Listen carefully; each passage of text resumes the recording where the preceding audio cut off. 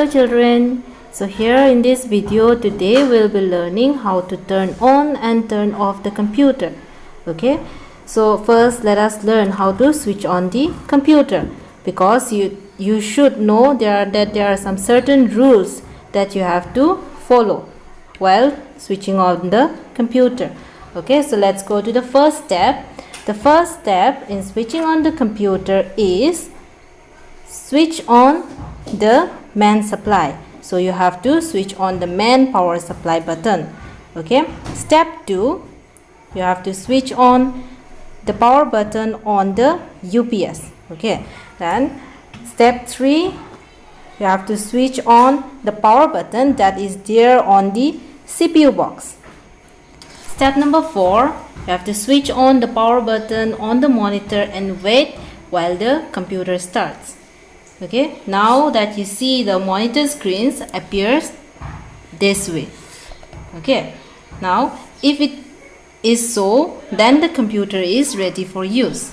Okay, this screen here is called the desktop, and now look there, look at the different pictures on it. These are called the icons. So this is how you switch on the computer. Okay, so after completing all your works on the computer, you have to always remember to shut down or close the computer, or else it may cause some technical problem. So in order to switch off the computer, there are some certain steps, so let's learn the steps one by one. Okay, now step 1, click the start button and a menu on the screen will appear. Okay, so this is the start button, and after clicking this button, a menu appears on the screen this way. So next, step 2, click the power button or the power option, then a pop-up menu appears. Next, step 3, click the shutdown button, and you have to wait until the computer shuts down. So next, step 4, now switch off the power button on the monitor. After this, step 5, switch off the power button on the UPS. Then the last step, switch off the main power supply.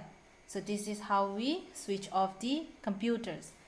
And do remember that you always have to switch off the computer after working. So when you turn off the computer, the CPU shuts down itself, and do not switch off the power button on the CPU box. Okay, this is a point that you should remember always.